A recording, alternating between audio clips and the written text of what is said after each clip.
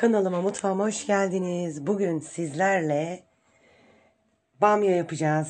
Bornova bamya, bamyaların kralı. Malzemelerimizi hazırladık. Tezgahımızın üzerine aldık ve yeterli miktarda zeytinyağımızı döküyoruz. Soğanla sarımsaklarımızı tenceremizin içine alıyoruz.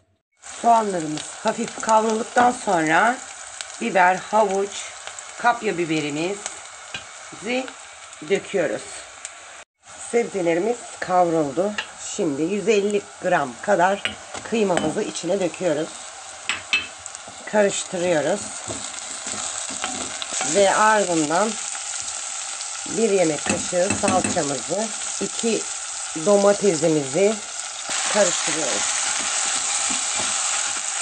Kıymamız kavrulurken koymuş olduğum baharatlarımızı, bakın, tuz, kekik, kimyon, karabiber, pul biber, köri az miktarda koydum.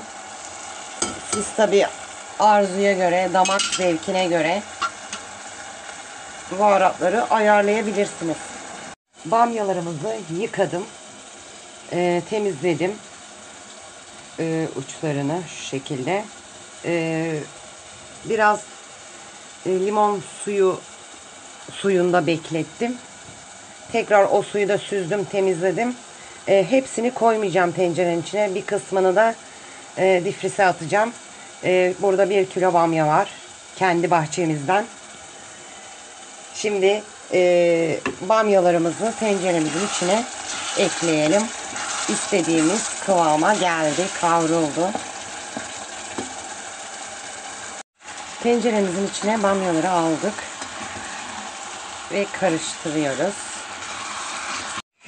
Bamyalarımızın suyunu da koyduk. Böyle büyük bardakla 1 su bardağı koydum. Kaynamış suyu ilave ettim. Şimdi tenceremizin kapağını kapatıp kısık ateşte pişmesini bekleyeceğiz.